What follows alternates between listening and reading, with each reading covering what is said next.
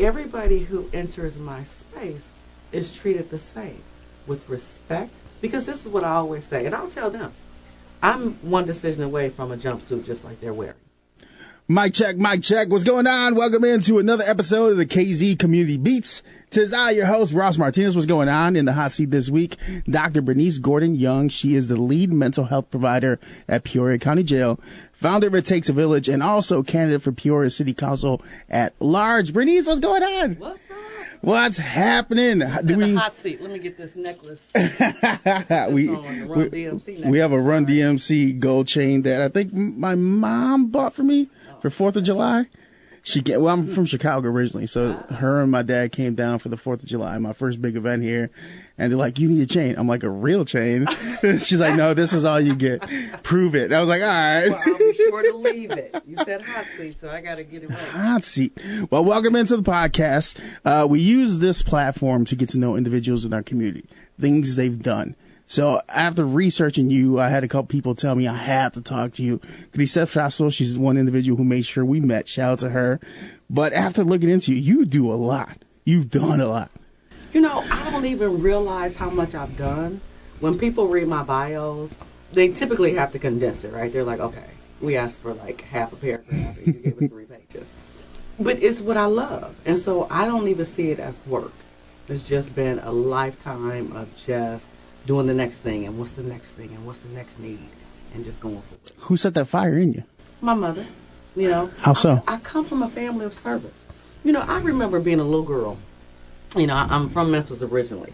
So we came here when I was about 4 and a half, 5, somewhere in there. I remember 1976. I'm telling my age. I'll be 55 this year. But 1976, 77, one of those. There was this big blizzard, right? Huge blizzard. And I remember my mother stopping and helping people push through their snow, you know, when their cars got stuck. I just grew up where, you know, she never met a stranger and always helped people. And she always told my sisters and my brother and I, you always look out for others. And that's just where it's come from. So it's just natural to me. Who gave her that? I like to pry. You know, I think it's generational. You know, my grandmother was a woman of, like, forgiveness. You know, yeah, she's going to hold you accountable, but she didn't hold it over your head. Forgiveness is a hard thing. I believe it is. You know, I always say, unless you develop amnesia, you're not going to forget, right? I'll forget, but I won't forget. Right? I'll know you slapped me twice. Forever know that one. You know what I mean? Well, here's the thing. You know, if we don't release it, this is the therapy part of me, but it's human nature too. If we don't release it, well, it doesn't hurt you, then I'm mad at you. It's like the, what they say, the old adage, people think you have two, when you're mad, it's like a coal in your hand. Some people think you have two options. Chuck it at somebody so it's out of your hand, or hold on to it as long as possible. Mm-hmm. But you can just drop it. Yeah, which is hard. Process. It depends on the situation. Mm-hmm. You know? But I just come from that. I come from just friends. You know, I've been blessed in that I believe in the law of attraction now, but I've just been around some good people that want to make a difference. It doesn't matter how much you have, how much you don't have, your educational level. It doesn't take a whole lot to be kind. No, one small act of kindness is really all we need nowadays. Mm-hmm. I mean, especially coming out of the pandemic, we're kind of all socially deprived. We're kind of all getting back into the swing of things. Right. All the craziness of the world kind of colliding all at once. There are some people that, you know, they did well during the pandemic. Yeah, I wasn't one. 2 months was good. Yeah, but people who are like, you know, I'm an introvert, I'd rather stay to myself. Yeah. You know, especially our young people. A lot did well with the online learning. I couldn't. I remember just being out of work, and at the time who I was dating, I was just always with her, always with my family. Yeah. And not seeing friends. Oh, like I would FaceTime friends, be like, drink something. I'll drink something. Yeah. They're like, it's 10 in the morning. I'm like, bro, we got nothing else to do. They can do what they do, right? But that was 3 years ago. Can you believe it? Like around this time is when we globally locked down, no? Mm-hmm. I was looking at, you know, the Facebook memories that pop up, right? Mm-hmm. And just yesterday I saw where I posted something along the lines of being an essential worker doesn't make us better than you. because you get to stay at home or we have to go to work. We all have a role in this. But that was 3 years ago. Yeah. I'm like, wow. Well, the term essential worker kind of became a meme with our young kids. Or, I mean, not young. Wow, way to make myself sound old. But like the younger demo, once they saw that, I mean, Gen Z, they don't care. Yeah. They're going to speak up. Oh, yeah. They're going to let you know. Mm-hmm. But it's a divide from a Gen Z millennial where Gen Zs are so vocal. Yeah. And I love it. Oh, yeah. But how did we get that generational? Like, they took the ball and ran with it. They're like, no, we don't like that. Right. And there's parts of it that I absolutely love. I love the boldness. I love seeing people collectively come together. Not that every generation hasn't done that, but basically saying, you can't dictate to us what you think we need. Yeah. We're going to tell you what we need, and just going for it, stepping outside of the box. I love to see it. So you've done a lot of work with mental health. Mm-hmm. What got you down that path? 28 years in the field, right? And truthfully, I'll make it a quick story. So I was working as a 911 dispatcher. I had my bachelor's degree, and one of my coworkers, I told her, she said, what are you going to do next? Like, I don't want you to stay here. When I started this job, I was going to go back to school, and I never did. And she said, what are you going to do next? And so I just said it, just to be saying it, I'm going to get my master's degree, in which I had promised my father that, when he was dying. But I really didn't have a plan for it, right? Mm-hmm. But she kept, every time I would go to work, every day, she'd say, so do you know what you're going to study yet? You know where you're going to go yet? Mm-hmm. And I thought, okay, really? And so I went up to Bradley and got a catalog, because I couldn't keep telling her, well, I'm going to check into it. Got a catalog, and that was before internet. Okay. and so I started thumbing through, like, what am I going to tell her? I'm going to tell her something today. And I looked, and I stopped at mental health counseling. And as I was reading the criteria, I said, well, I already do half of this stuff. This is what I already do. Meaning I've always been that friend. My friends will tell you ever since like 3rd grade, I'm the one that you can tell the secret to. I'm the one that's going to listen to you. I'm the one that's going to remember that you were having a rough day and check in with you. And I've always been. So you're empathetic. Yes, you're very, very much so. But basically, student loans kicked in. Mm-hmm. So, and this was before I actually went back to school. Student loans kicked in, and I'm like, oh, I need a second job. And I looked and I saw an ad in the newspaper that said, residential counselor for pregnant and parenting teens. Well, I was a teenage mom, so I thought, well, I've gone to college. I think I can help these girls. Huh. So I applied and I was hired, and absolutely loved it. What did you love about it? I loved it. I love being able to talk to girls who felt like they had lost hope. They didn't realize necessarily that, okay, yes, you're a young mom. And these are the girls who, they are in the system for whatever reason, whether they have been abused or whether they have been abandoned, but they didn't have anywhere else to go. And so, but just when I was getting acclimated to it, the funding was cut. That's where funding is important, right? The funding was cut. And so, so people were laid off and that. And one of the guys that I worked with previously said, why don't you come over here with the boys? And I'm like, boys? I'm a girl, right? Oh, a lot of us need that empathy. I'll be honest with you. When I tell you, I not only tried it, I was there for 7.5 years. So what did you feel so connected with? Oh, man.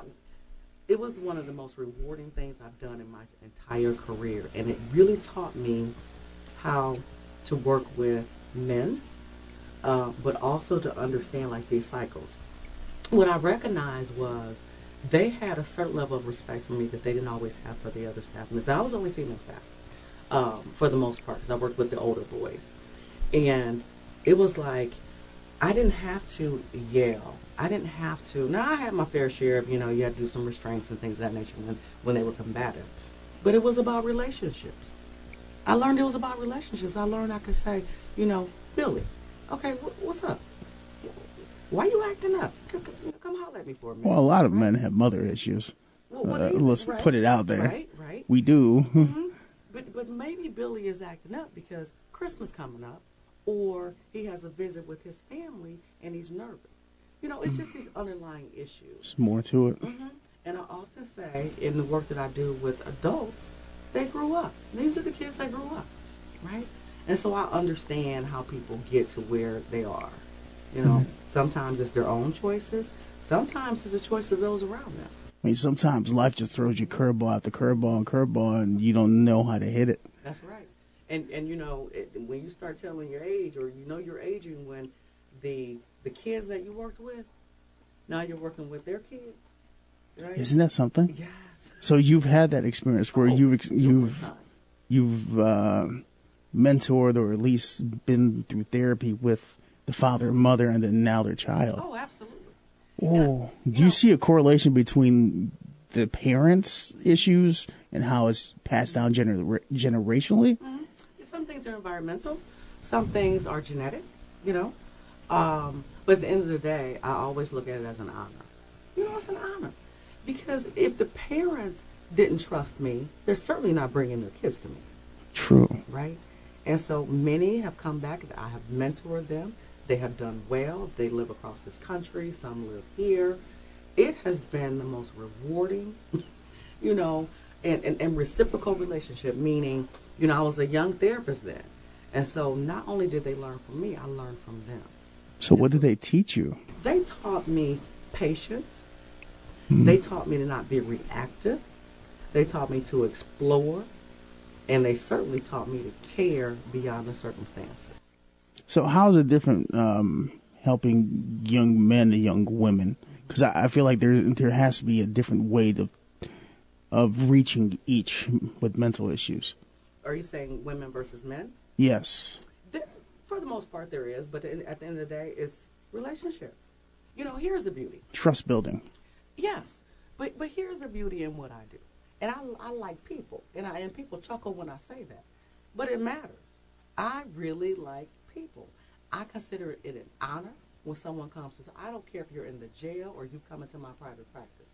It is an honor when someone says, hey, I'd like to talk to you. Or I've got some things going on. Or I'm struggling in this area. That's an honor because people don't have to trust you with their stuff. You know? And I always think of it this way. I got one shot. I'm such an advocate for mental health. I want people to have therapy. So I've got one shot. And if I blow it, they may never come back, not to me or to any other therapist. Sounds like a lot of pressure. Because I do it and I've done it so long, it's not pressure because it's who I am. You know, it is about being able to read people, being able to adapt to their personality. You know, so I'm pretty assertive, right? And so if I am talking to someone who's really super shy, you know, very hesitant, doesn't trust very well, well, my voice is going to be softer. Change the tone. Yeah. Make them feel more welcome. Yeah, absolutely. Yeah. Now, if I'm talking to somebody who is aggressive, they are mad at the world, then I'm like, okay, look, hold on, time out. Okay, I need you to breathe for a minute, and then we're going to talk. Just give me a minute, right? Yeah. But you just match people where they are. It's difficult sometimes to match certain energies, would you say? No, I ain't say match energy. Oh, you know what? Then I will speak that back. But it is, I guess the big thing is meeting people where they are, not trying to get them to be where you're at. Ooh, that's big. Which is, we find that conflict in relationships when it comes to intimate relationships, even family members. There's conflict where we're trying to, well, I meant this. Ooh, well, this is not what I felt. But you just said, meet people where they are versus where you want them to be. Because sometimes we rush that process. And just because person A got there in 20 minutes or in a couple of days doesn't mean that person B is flawed because it takes them longer. We all have a different journey, and we all see the world through a different lens. Why do you think that is, that we innately, because I feel like it could be a generalized statement where the general populace, we try to rush things, try to get the procedure to go quicker? Well, you know, if I just go off the top of my head, I'll say this. I think we're living in a microwave society. What do you mean by that? That everything is quick, you know. Quick access. Yes, everything is quick access. You know, if you want some information, just, you know, log into the computer or log into your phone. You know, you don't have to, you can go an entire day when that's not necessarily getting out your car. Drive-throughs. Yeah, maybe once or twice you get in and you get out, but yeah. I mean, you might have to go in a building, but I'm just saying. Not even that. Uber Eats, Grubhub. Yes. You have different grocery systems that'll drop it off at your door. Right. You don't have to do nothing. No. So, but I just think that we have become a society of convenience. Have you seen throughout the years, specifically speaking about Peoria, have you seen that microwave effect take over full force, or is it still like, simmering? Well, see, being here, from here, well, I grew up here, I've just seen so many changes. I grew up on the south side of Peoria, right? And when I grew up, there were so many opportunities. So initially we lived in the Mangan Manors. And then we felt like we had really arrived because we bought a house across the street on Lincoln Street. So we were so connected still, but either way, we could walk up the street, and we had Chad's Chicken. Then we had Dale's. That was a grocery store, a smaller grocery store. And then you go across the street to Madison Park, and there was Kroger. There was Hornsby's. There was J&D Yarn Shop. We used to get our beads for our hair or yarn for, little arts and crafts. There was a laundromat. There was Kenny's shoe store across the street from that. So local upon local upon local. You go down a little further where the Cornerstone Church is. That was a grocery store. That was Eagles. Eagles. Yeah. And so there, and then after Kenny's shoe store, it was Payless. And then you go down the hill. There was Dell Farm, where I don't even know what it's called now, but it's a hair store, Western and Lincoln right there. And that was a grocery store. There was Burger King, all these different restaurants, and access, walking distance to go to these places, right? And then here's the other piece, and I think this is huge in terms of community. We lived in the district in which we attended school. I think that is huge, yeah. Yes. And, I went to a couple of schools early on, but I landed at Ting. And so I was at Ting from like first grade through 8th grade. Well, now, they're still my friends. We walked home together. We played sports together. Many of us went on to Manual High School together. Relationships, Building, yeah. Absolutely. And you know your neighbor. You know your neighbor. You went to school together, and then you kind of, after you got out of school, you did your homework, and you called each other up. Hey, can you come outside? And you walked, to go play. Have you seen that evolve or devolve throughout the years? Well, here's what happened, and I get it, but, now we are busing students who live in one area to another area, and so they see their peers at school, but they don't see them in the neighborhood quite often, right? The ice cream truck come down the street. They came down my street one time. I wanted to run out there myself just because I was happy to hear, the ice cream, song. There were no kids outside. I felt sorry for them. I'm just saying, because the kids are inside playing video games. That's the world in which we live. Yeah. We're just in a different time, and I do think it's important to evolve with time, but also to reflect on some of the things that did work. And a lot of those things work, that sense of community, knowing your neighbors. I come from that time where by the time you walked home from school, which might have been, half a mile or so, if you did anything wrong, somebody's mother, brother, uncle, grandmother, somebody told your mother before you got home. It's interesting because I think I was born in '89, so I have one of last few generations of kids that were both outside kids and indoor kids. So I grew up on the south side of Chicago, and where we grew up eventually became very safe. But there were Kings, SDs, a bunch of gangs all around. So I could only go from light pole to light pole without my mom's eyes on me, no matter who knew me. And then I would be outside for a little bit. She would take me to go play sports. I'd come back and play video games because that was our way of kind of being entertained with not being out on the scene. So it's always interesting when people speak about video games because I have a good growing up. Like, what was it? I have a good connotation with it because it was an escape away from all the craziness in the neighborhood. But then there are some neighborhoods where, it was a good neighborhood, but you're still playing video games. Right. So it's just always interesting when video games are brought up. Mm-hmm. And which is not necessarily a negative, but I do think that, moderation. I think everything in moderation, right. Even a relationship. Hey, baby, what up? Need a little space, right? You know what I'm saying? I need my man cave. Oh, I'm all for man cave. I think every husband should have a man cave for the record. Well, I think everyone. I got a she cave. She cave. What was it? A she shed is what somebody used to call it. She cave, my space. Well, everybody needs their personal space. Yeah. Even in an intimate relationship, I feel that you both need an area where you can be like, all right, I might not like you right now. I still love you, but I need some time to decompress. That part, decompress. I talk to people all day and love it, right?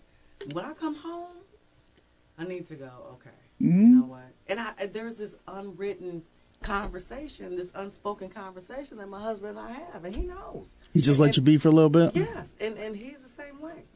Well, it works. You had to think with everything you're doing, we were talking before the mics got on about how you were working at OSF for mental health, a psychotherapist, was it? And then now you're working as a lead mental health provider at Peorian County Jail, which that's a big change. It is. Because, what's the biggest change with going between those two positions? Huge. It's a completely different culture. It is, absolutely. So, okay, at OSF, I had fluffy pillows and butterflies on the wall and smell of potpourri. Were you working with more children? Mm-hmm. Yeah. Oh. So child and adolescent, that's who I was with. But you don't work with children without working with the adults in their lives, right? So I worked with with their parents and guardians. I also had some adult clients that I would bring in, just because they couldn't, whatever, right? Or they needed some assistance in working with the child. But when I made the decision to go out to the jail, at that time there was a gap in services there, and they didn't have someone. So that is an accumulation. Now there was a crisis. They did have people that came in daily, and they came from the juvenile correctional center next door, right? But so they went in, like if somebody was on suicide watch or if there was a crisis, they would handle that. But managing the day-to-day, that wasn't, it was being handled, but there was a backlog on it, right? Well, yeah, because you have someone filling multiple positions. Absolutely, yeah. Which I feel like that's like doing ABC here, and then now you got to flip your complete mind, whereas these people are, I'm not dealing with incarcerated or people in juvenile detention. I'm dealing with people that haven't had that life path. Oh, yeah. But the main thing was the beauty in it all, right? Because I was at OSF for 15 years and loved it. I loved it. 15 years and absolutely loved it. I mean, I advocated for OSF. I did a lot of their media. I mean, no negative comments. I loved OSF, right? But I felt like when I saw that email that I guess, like I said, LinkedIn, I typically wasn't clicking on it because I wasn't looking for a job, and I was working on school and other stuff. And, to just be browsing on all the platforms.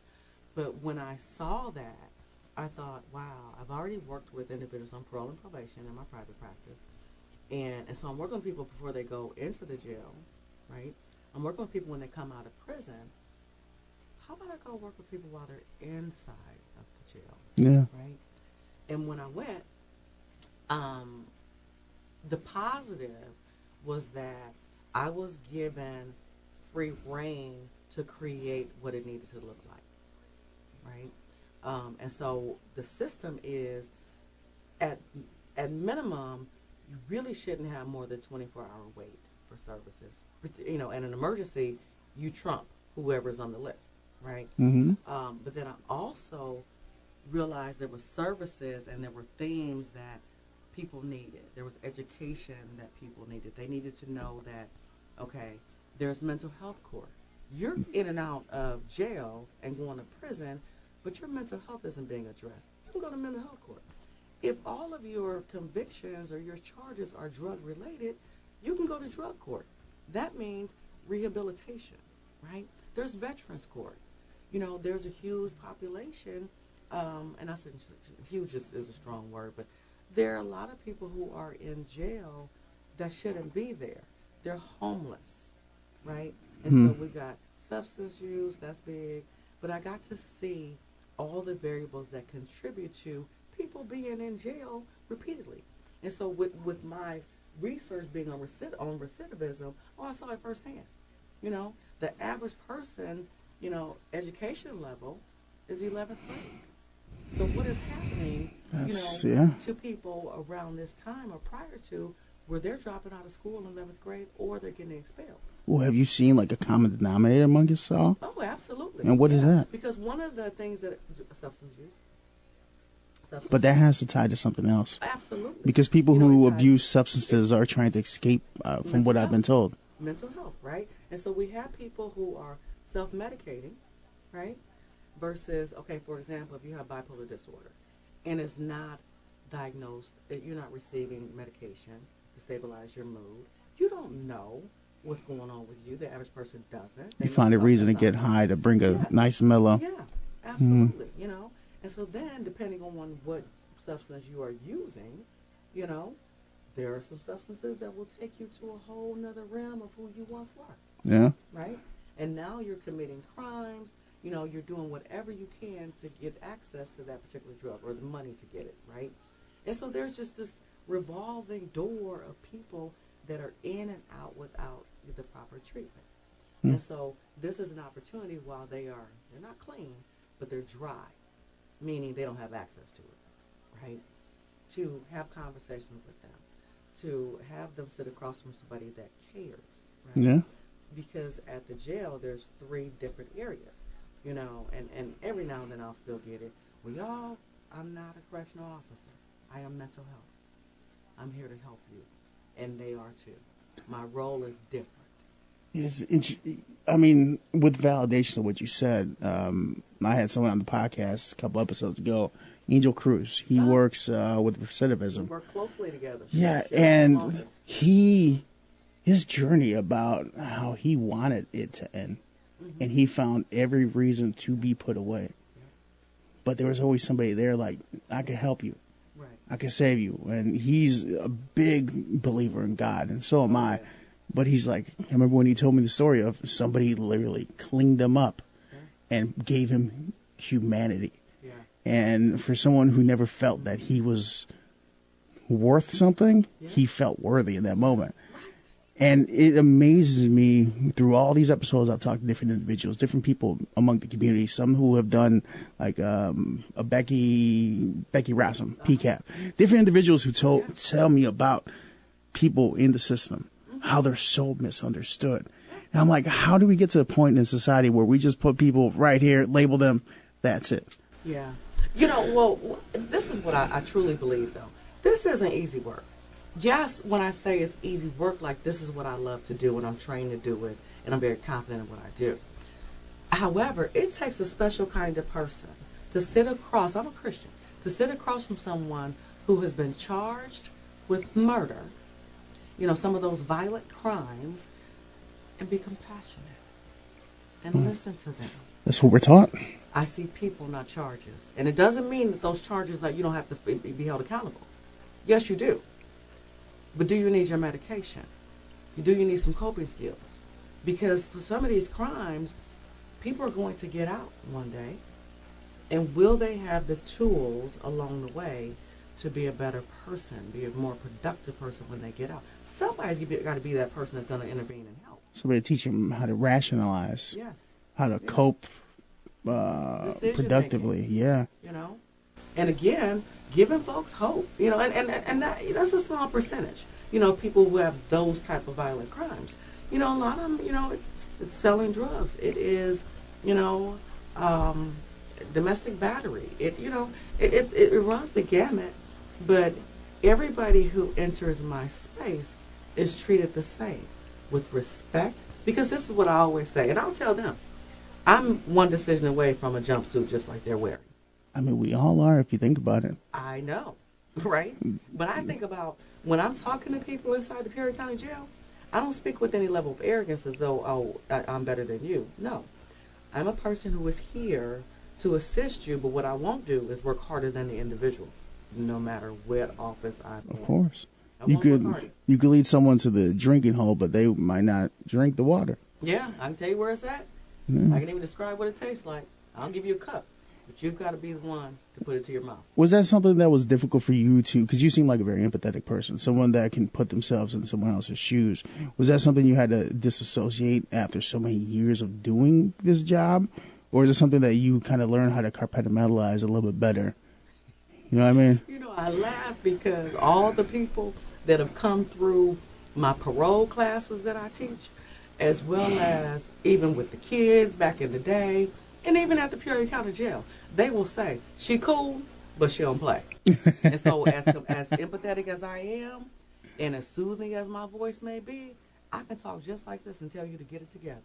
Oh, but I can see it in the eyes. Right? I felt it that right there. Whole mama thing. I right? felt it. or you up there going off on somebody, you know, and I walk up like, what we doing? Excuse me. That's all I would have to hear in that tone. I'd be like, my shoulders go up. And like, I'm sorry. I didn't mean it, Mom. My bad. I'm giving folks tools, but at the same time, I'm going to call you on your stuff. But that has to be, what's the right verbiage for it? Not exhausting, but it has to be draining in a way. I love it, though. Yeah? You know what? Because I love what I do. Don't get me wrong, Yeah. Bernice. Like, I absolutely love my profession. Yeah. But there is a day or a week, sometimes on Fridays, mostly on Fridays, where you get overloaded and you're like, God, grant me serenity. Now, so, you know, there are circumstances where the individual may be a draining, like, you're just doing too much. Well, someone that needs a lot of energy put into them innately will feel a little draining because that's where balance comes in. Yes, you know, but yes, you know, there's been one or two. I mean, not a lot. It's just honest. That's what it is. Honestly, that I'm like, they didn't teach me this in school, or this is new, right? And it's like, okay, when the entire staff, we just started to look tired because we're tired. We have pulled out every coping skill, strategy, technique we know, and it's just not working. Medication, the whole thing. Okay, you know, and that's when you go, all right, I can't.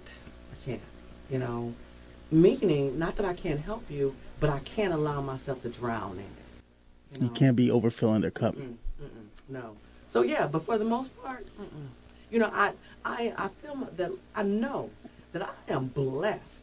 I know what it feels like when people have said, when you love what you do, you never work a day in your life. Yeah. You know? I can agree with that. It's a blessing, you know, where, I mean, whether it's Facebook inbox, you know, and for my young people, my heart goes out because they're still looking for me, you know? And that was hard. That was hard to leave young people who trusted me, who confided in me, who needed me. You know, and even in that decision, I was like, well, I'll try to hold on. Maybe I can do both and all this stuff. And then, actually, someone said to me, 10 years from now, you're still going to have kids that are going to cry when you leave, right? And so some of these kids are not used to leaving people or having people leave on good terms. And so that's also teaching them, you know, that we can separate relationships and it be a good thing. Yeah, that is true. It's a form of separation anxiety because the one good constant they had is no longer there. So it's a fear of the unknown. Right. Because anxiety is what? Just fear of what might happen? Right. Yeah. And so letting them know, you got this. You got it. And trust it. Have you had some really great success stories of individuals, youth that you've now seen grow into being, well established? Yeah. Individuals on parole that have just, I feel like the proud mother. I'm like, wow, you know, and they did the work, but like I got to watch the journey, you know, of this life of destruction, and now they've turned their lives around. Or especially for our young people, the ones who were so misunderstood. You're the one that's getting kicked out of school all the time. I had a young man one time say to me, I happened to have been in his school, right? Just happened to have been there. And he walked to the front and saw me, and he goes, Miss Bernice. And I was like, hey. He said, while you're here, he said, did you come for me? I said, no, I was here for something else. He said, okay, while you're here, can you go find any 5 students, right? Now, I won't identify the school, but it was a place where it wouldn't be hard. Just go find 5 students and ask them, do the teacher be messing with me, right? Now, he's not going to say that if he don't really truly believe it, right? And so I said, okay, right? But I didn't. But I believed him. It was the conviction in his eyes, his voice, like, I don't care who you go get. I'm telling you, they're going to tell you that this teacher is messing with me, right? So I said, okay. I said, well, I'll just talk to your teacher. She didn't like him. I talked to her. She didn't like him. And she didn't like him because he was disruptive. But it's a valid reason. Because he was bored. He wasn't engaged. Yes, he was bored because he was super intelligent and he just had a high level of functioning and he wasn't okay with sitting there with handouts. He wanted to be taught.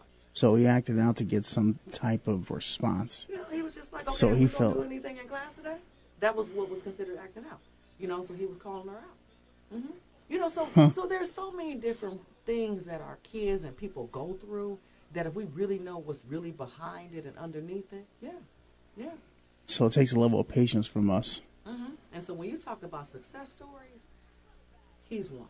He's one. Now, with yin comes yang. There has to be cases where you just felt like, oh, I could have done a little bit more.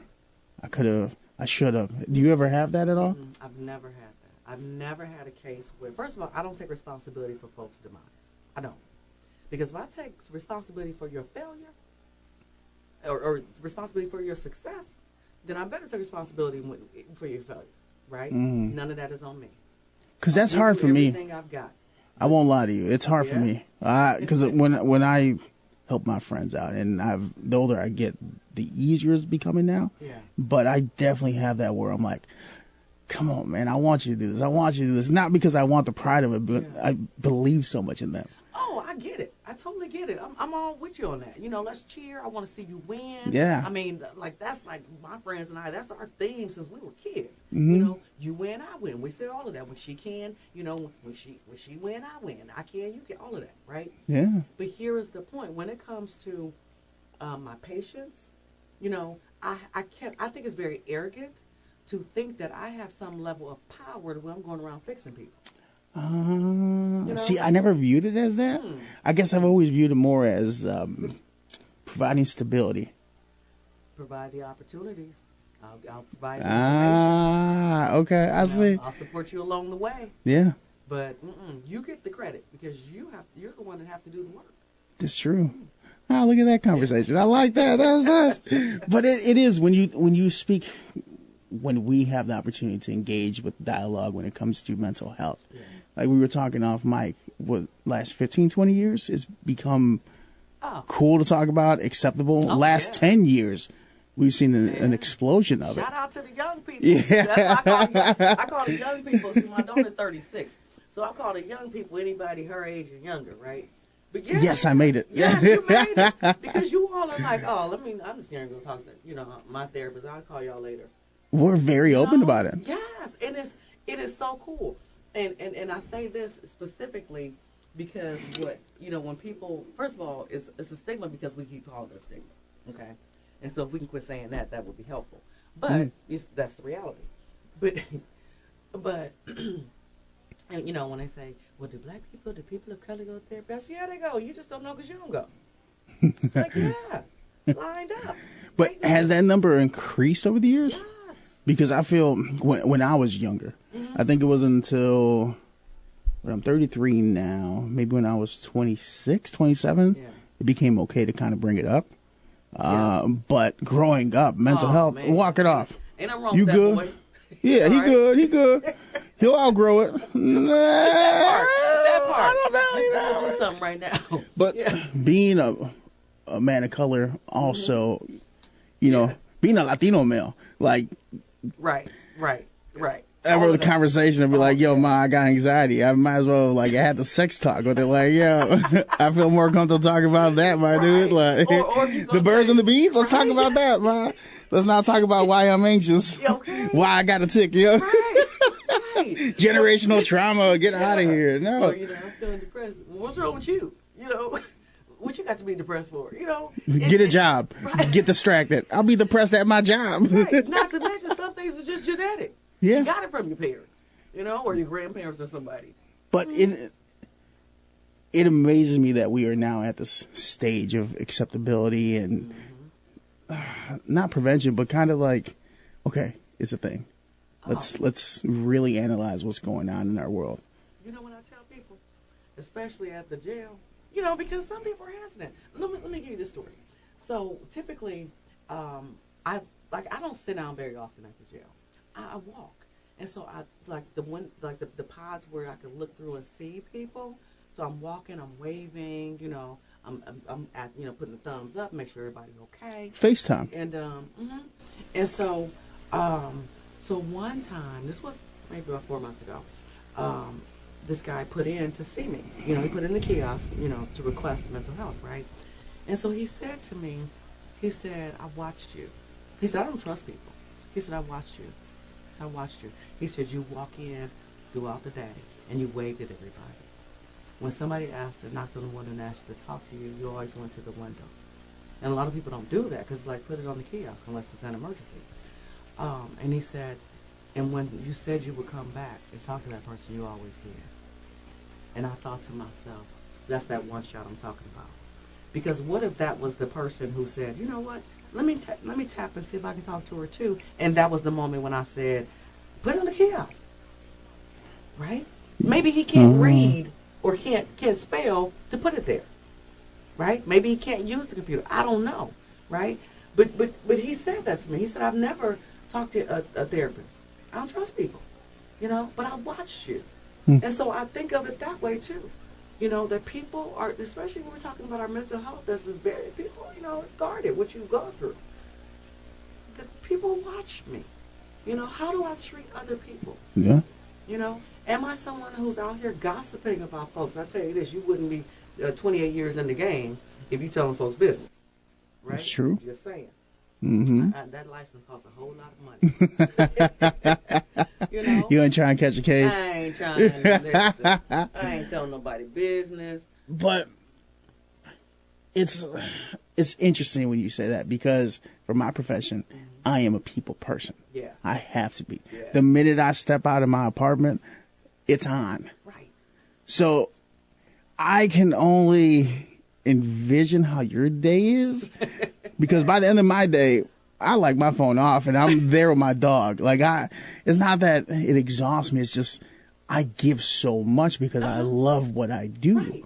So like I have my coping ways of kind of recharging the pill. Yeah. I'll spend hours on end of the dog park because you know what? I like dogs more than humans. Analyze that. No, but you know, it always amazes me people that deal in the mental health department of how you guys and girls are able to push forward. You know what? I always say this. The mental health field can draw some very unhealthy people to it. Not just as clients, as professionals, right? Oh, heck yeah. You know, not all of us. like savior complexes? Well, some people, you know, or some people, it's not even a savior complex. It is they've experienced certain things in life and they recognize how they have experiential training just from life to be able to help the next person. You know, example would be an individual who may have had a history of substance abuse or substance use disorder, right? And they pulled it together and they got their life together. So they can go out and really identify with someone of, you know, the same challenges, right? But again, regardless of that, if we don't take care of ourselves, you know, when I go into a session, like I'm in your world. Like I literally go there. Eyes, yeah. I'm in there. I'm locked in. I mean, your inner, all of that, right? Like I said, you know, I can't, like, in order for me to truly understand what you are experiencing, it just naturally happens. I'm listening to you with such intent, and I can be sitting back laughing and all of that with you, but I'm in your world. Yeah, I'm the same. Yeah, you know? Like I have my hand on, like I'm not even paying attention, but I'm analyzing everything. I'm a body language person. I read body language. Yeah. But see, with that, there's some very dark things that people hold. Oh, yeah. There's some very painful. I can feel the energy in that space. And the goal is that when we're finished, you feel somewhat relieved. Yes. You know, And so where does some of that, where is it released to? Well, it's released in the air, right? Okay, so we think there's this rainfall of trauma in this space. Well, the rainfalls are sprinkling down. Yeah. It's touching me too, right? And so I have to be aware of that. That is why I meditate at least 3 times a day. In the morning, I start my day off meditating just to ground myself, because I want to go into these spaces strong, committed, self-aware, you know, and then midway through, I'm getting the toxins off of me so that I don't contaminate the next person with somebody else's infection. Energies are transferable. Yes. Through everything, whether a handshake, a hug, or intimacy. Right. You definitely receive a lot of energy. And before I go into my home, I ain't carrying that mess in my house. No, I'll sit in the car for a minute. You know, I do love the fact you can do that, because that's something I've always admired about my father. No matter the day he's ever had. Yeah. And he's one of my biggest mentors, because, you know, a father-son relationship is huge. And I just remember him always coming home, even to this day. Like, I'll call him, and it's like it's a switch. Wow. Like, yeah, what's going on? Hey, what's up, man? What's up, guy? And I've always admired people that can do that, because I try my best to. But there's some days where I'll go home and I'll vent to my dog like, Rocky, they got me messed up, my man. And he'll just be looking at me all dumb and goofy like, yeah. Now, hold on. Now, let me not paint the picture of, you know, it's all rose, you know, butterflies and unicorns. Of course you know, not. You know, but to your point, even that, you know, when I say meditate, I don't mean sitting, you know, crisscross applesauce, you know, like, I don't mean that. I got chunky thighs. I can't do that. But you know, when you have to say, okay, really? Okay, let me go over here and sit down for a minute, because that's me with A Change Is Gonna Come by Sam Cooke. If I'm stressed, I put that. I wish I could. Oh man, God made me funny and not be able to sing. He's like, you can't be Ruben Studdard, the Mexican version. You know what I mean? You know, you got to pick a lane, brother. If I can sing, I serenade every woman out there. Be like, girl, let me tell you. You know, if what you're looking for is real, you know what?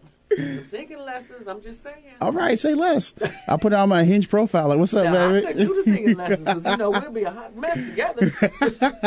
But that's how you build trust and community. I was in choir in church and in high school. For real. All the best singers come from church. Well, it was like 8 members in our church, you know. When I was you know, we don't have the semantics on it. You know what I mean? You were the greeter. You were. I mean, hey, it's all good. It was wonderful. You were the greeter. You were in the choir. What else did we do? We served lunch. We did it all. We cleaned up. Yeah. So a lot of your was like 8 members for real. So your empathy and servitude started at the church, or at home. Home. Because a home life does have a lot to do with how an individual kind of just navigates their life.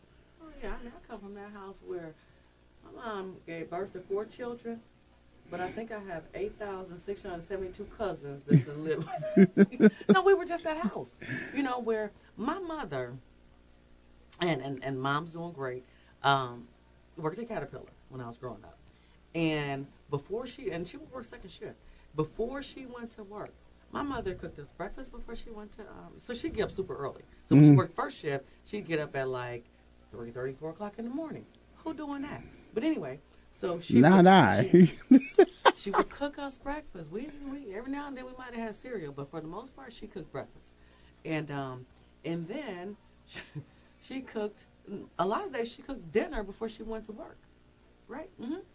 And then when she went to second shift, my mother not only cooked for her children, she cooked for children in the neighborhood enough. For whether our friends came over or kids were just hungry, she did. You know, and that was every day. Every day. You know, so we had that house where you came over, if your parents were going through a tough time, or it was a family member where, you know, because my mom's from Texas, where, you know, maybe they wanted to show them a different life, come up north kind of thing. They lived with us. What's the one thing you're thankful your mom instilled in you? I say that there's so many things, but my mother said to me, wealth is measured by what's in your heart, not what's in your pocket. You know, I'm saying. you know, and in other words, this is bigger. Life is bigger than me, right? Be kind to other people. But that, and she said that to me when I was in college, and I was broke. I was, I can picture where I was standing right now. I was standing by the railroad tracks. I wasn't gonna stand on them and lay down. No, don't do that. That's not good for your health. They had a payphone over there by it for some reason. You know, we had payphones back in the day. Yeah. And so I was calling collect because you know I wanted some money because we was going to the party. and so she, you know, she like, I just sent you $25 last month. My mother sent me $25 last month, and I made it last. I mean, once a month, I made it last. Anyway, but I wanted to go to the football game, the party, and get some McDonald's. See, you was trying to do the most. I was trying to flex. You was trying to 25 in the pocket, everything. All right, relax. Yeah, and so I was like, well, you know, I was like, well, I really make her mom is saying that, and she was like, honey, yeah. She hit me if she jump off the bridge, you gonna jump off it too? My mom love that saying. She hit me with, well, wealth is measured by what's in your heart, not what's in your pocket. Oh, well, what do you say to that? They still don't pay my way, man. You know what I did? I got really creative. Oh, yeah? I got really creative. I went to the party. Yes. Of course. I went to the party. I didn't get the McDonald's, but I went to the store, and I bought a loaf of bread. I had $5. Okay, the football game was like $2. I went to, you know, the party. I don't know how much it cost, but I bought a loaf of bread for $1. And I went to Kentucky Fried Chicken. And I got them honey packets. Struggle busting. Man, listen. And that's what I ate for about a week. Meaning, I mean, I went to the cafeteria, you know, on campus. But them late nights. That's what you was eating. Yeah. So it taught me creativity and how to be resourceful. It's the arts of the struggle. There really is. Yeah. When you ain't got it, you're going to figure out how to get it. Yeah. But hopefully it's in a proper way. I know. And then when my daughter was in college, I was like, Mom, why you sending her money all the time? And she was like, well, she don't need to be down there struggling. Really? Grandparents. I swear. Because there's things, my dad's always been my dad. It don't matter who it is. But my mom has changed up so much and got us so like even more. You know what I mean? She's like, no, these are my babies. Or like, she'll yell at me about something, and then I'll correct my nieces. She's like, don't raise your voice at them. I'm like, yo, you just said it worse. Grandparents, right. man, Did you I swear. forget how you used to talk to me when I was a kid? Yes, she did. Yes, she did. Was it deniability? She's like, no. Before we wrap up, there's one thing we have not touched yet is the It Takes a Village. You're the founder of the organization, nonprofit? Yes. Yep. Take me through that. What is It Takes a Village? What's the purpose behind it? How was it come up? All that. Let me hear about this. Oh, I love It Takes a Village. I love it. One of my favorite things to do. It was started I founded it in 2016, and it came from a counseling session. And it was a mom who brought her 17-year-old daughter in. You know, I'm going to give a little more detail just in terms of demographics, okay? Because there is this assumption when I tell this story, and I know it's an assumption because people have said to me, you know, but it was a white girl. They think it was a black girl when I tell this story. But it was a white girl who was my patient. Her mom said that I think she's depressed because she's losing weight. And I said, okay. And it was like our second or third session. I can't remember specifically, but I said, well, let me talk to her. And so mom steps out, and I said, you know, what's going on? You know, are you feeling sad? You know, going down the checklist. And she looked at me and she said, Miss Bernice, I'm not depressed. I'm losing weight because I take my lunch home so my little brother can eat. Oh. And it's not that I had not heard such stories before, but that day it just hit different. And I said, I got to get out of this office and do more. You know, because here's what's happening. People are coming to me for, you know, whatever mental health challenges they're having.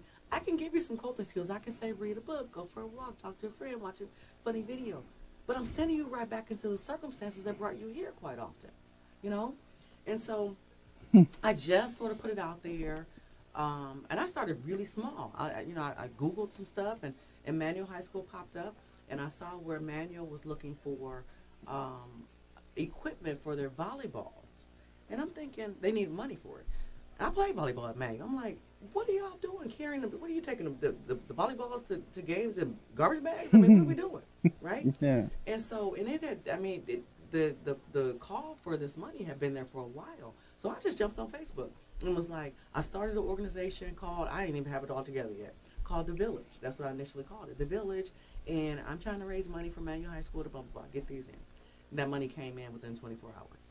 Dick's That Sporting quick. Good threw in the remaining, and they got their equipment. Yes. And so from there, it was the next task. Okay, it was a lady who had cancer, and she had these kids, and then we took care of her. But then we really centralized and talked to Heather Young when she was the principal at Manual, because I wanted Manual, my school, my alma mater, to be the headquarters, and she was all on board. So we had a ribbon cutting. We officially adopted the school, and Jack and Jill, organizations, individuals, just loaded the school up with products. I'm talking. That's amazing. Yeah, toiletries, food, household items. So from there, we went to the next school and the next school, and then we collaborated with various organizations. One of our biggest collaborations was with Riding for a Safer Tomorrow, and that was, the officers. And so I was charged with the community engagement piece. We brought 200 organizations together. That is beautiful. For a back-to-school giveaway. We went to a different location every time. But it just rolled into, this big thing. We have an annual prom dress giveaway. I've seen that. Yeah. We just had that 2 weeks ago. And it is just, it's empowering. We just love it. We give away furniture now. Furniture. We're getting phone calls from people saying, we know that you're not going to charge anybody for this and that you'll get it to the right family. Yeah. So it just turned into this amazing love thy brother type experience. It's just self-fulfilling at this point. It takes a village, like the name in itself. Because people want to help. They don't always know how, or, they can funnel it through us, and we'll make sure that it gets in the right hands. We talk to, we adopt teachers, where, because teachers got to come out of their pockets, quite often. No, we'll adopt you for the whole year. You call us when you need something, whether it's school supplies, whether somebody needs a uniform or whatever. We'll funnel that. That's amazing. My sister is a teacher, and I hear it all the time. Yeah. She's CPS, and God bless that woman. Yeah. Or does she? I don't think she works CPS anymore. She did. Okay. She works at charter school, I think. Okay. She now, but I remember hearing stories, and I'm just like, damn, girl, like, it's tough work. Blessings upon you. It's tough work. Yeah. And especially during the pandemic and all that. Oh. Yeah, I bet your sister would say it's rewarding, but that's tough work, and I think it's undervalued. Underappreciated? Maggie, I could tell Maggie loves reaching the kids, instructing. God knows she has so many she's 10 years older than me, so she had patience helping. She's mommy number 2. She had patience with me and my brother Bobby. And amazing mommy number 2. right?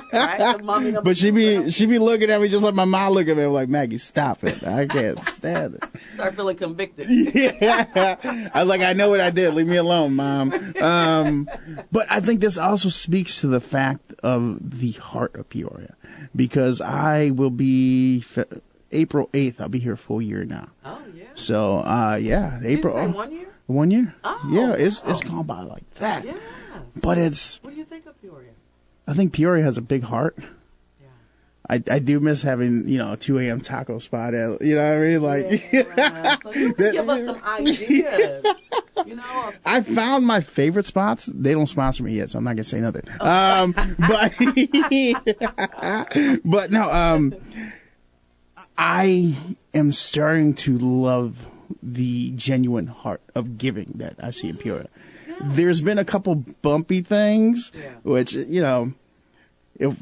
I'm a person that likes to call spades a spade. Okay. I've dealt with some racism here and there in pockets, which it's going to exist. It exists in Chicago, it exists here, it exists anywhere. But I don't take those small occurrences as a summation of what the community Peoria is. Right. From what I've seen as an outsider coming in, the community has been very welcoming. Yeah. They're very supportive. Once you gain the trust, they rock with you. That's it. That's the thing about Peoria. You got it. we are tough. We're tough on people. It's like you got to go through this hazing process. We got to make sure that you really down with us for real, for real. See, I wonder if that's an outsider thing, because I'm technically an outsider. I'm coming from Chicago, born and raised, comes to a community, and I remember somebody, I won't say his name, but he asked me flat out, like, are you here for a long time or are you here for a chapter? And I was like, I don't know. I'm not God. I can't tell you. But what I can tell you is Should we invest in you or not? That's pretty much. I'm like, I think you should take my actions for what they are now. I have no intent of going anywhere. I love where I'm at now. And I'm going to give my heart to where I'm at, because that's a God-honest answer. I can't. But you could tell. Like seriously. And I think that's what it is about us. That, it's like certain people have been able to come here in a very brief period of time. We embrace you, right? Because we see your heart and your commitment to the community. And then there are other people that, for whatever reason, just have a tough time connecting. I guess. I don't know. Plug me in, baby. I connect to everybody. Like, what's up? I know you were jamming at the parade. I was like, oh yeah, I was vibing. I was like, yo, what it is? Look, let me take Run DMC off before I forget. That reminds me. You might be like, Mom, I ain't know how to tell her to take the necklace off. She does a lot. I let her take the chain. I don't know. Just, it might be my people pleasing. Before we do wrap up, I always like to ask my guests this question. I take these episodes as books, collecting people's stories. So I've had individuals like Kenneth Godbolt talk about the importance of mental health and suicide prevention. I've had Derek Kilmer, the director of In the Heights. That man's amazing. He had a lot. Jamie Trulove, Willie Williams, Becky Rossum, so many different names. And I always ask this question of, when someone finishes reading your story, what's the takeaway you want them to get? She cared. She cared. 2 words. She cared. Period. She cared. I live for the dash. She cared. But why? Because I want to do things in this world that outlive me. Ooh. I want my daughter, things happen naturally that they should, and that our kids shouldn't bury us, right? I want my daughter to say that was my mom. And this is what she stood for, and legacy. I come from greatness, and so I have a strong responsibility to continue the legacy. I like that. And it's the things that don't cost you anything. She cared. I don't want to be remembered because she wore cute clothes and drove a nice car. No. I want to be remembered for the difference that I've made by simply being kind to other people. The imprint you have on the community. I love that. That's dope. If there's anybody that would like to reach out to find mental health services from you, or any services from It Takes a Village, how can they get in contact with you? Okay, so don't come see me at the jail. How about that?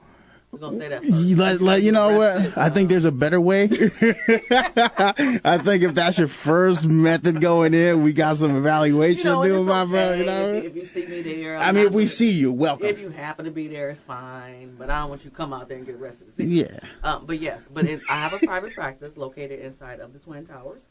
I'm on the first floor. I'm by appointment only. And they can call my phone number, 309-922-1969. Also, with It Takes a Village, same number, because that is a personal phone number that has become public, and I don't mind. I've never had anybody disrespect it. I've never had anybody call me 3 o'clock in the morning. I've been seeing that more and more here in Peoria, whereas in my mind, I'm like, my number's private. I get it. I'm like, wow, it's really community. Yes, it's really community. You know what I mean? And yeah, same number. And so with the Texas Village, I get people that say, they call all the time. We provide community service hours for individuals. Depending on how many hours you need. Don't call me a week before they're due. I'm just saying. They're due tomorrow. I need 85. All right, brother. Come on, now. I got like a garage that needs to be fixed. Yeah. Right, yeah, no, come on, man. Yeah. Help me help you. Like, you can't slide me a couple hours? No. What is this, Lucy? Come on, hey, slide me one real quick. That's not how that works. No, we're not doing that, right? But those numbers are how I can be reached. Yeah. Amazing. All right, can you believe we've been talking for a good hour? Are you serious? Yeah, it went by pretty quick. Really? Look at that. Another episode of the KZ Community Beat is now over. I'd like to thank Dr. Bernice Gordon Young, the lead mental health provider at our Peoria County Jail, founder of It Takes a Village, and also candidate for Peoria City Council at large. All right, go back, check out all the other episodes. They're amazing. Tell your parents I said hi. All right, bye.